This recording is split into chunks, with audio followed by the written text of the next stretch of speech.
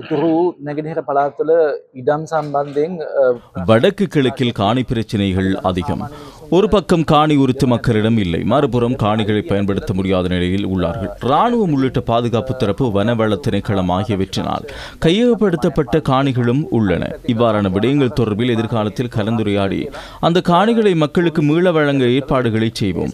வவுனியா மாவட்டத்தில் வனவள திணைக்களத்தினால் கையகப்படுத்தப்பட்டுள்ள காணிகள் குறித்து அவர்களுடன் கலந்துரையாடி விவசாய காணிகளின் பெரும் பகுதியை விடுவிக்க நடவடிக்கை எடுப்போம். அது வனவள திணைக்கள காணியாக அடையாளப்படுத்தப்பட்டிருந்தாலும் விவசாயிகளுக்கு அதனை மீள வழங்க திணைக்களம் இணக்கம் தெரிவித்துள்ளது. வவுனியா மாவட்டத்தில் 24,000 ஏக்கர் காணிகளை மீள பொதுமக்களுக்கு வழங்க நடவடிக்கை எடுக்கப்பட்டுள்ளது.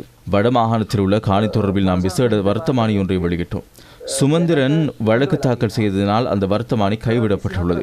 எனினும் அரசு உத்தியோகத்தர்கள் ஊடாக நாம் பொதுமக்கள் மத்தியில் இது குறித்து விழிப்புணர்வை ஏற்படுத்தி காணி உரித்து தொடர்பிலான பிரச்சனைகளை முடிவுக்கு கொண்டு வர வேலை திட்டங்களை முன்னெடுப்போம்.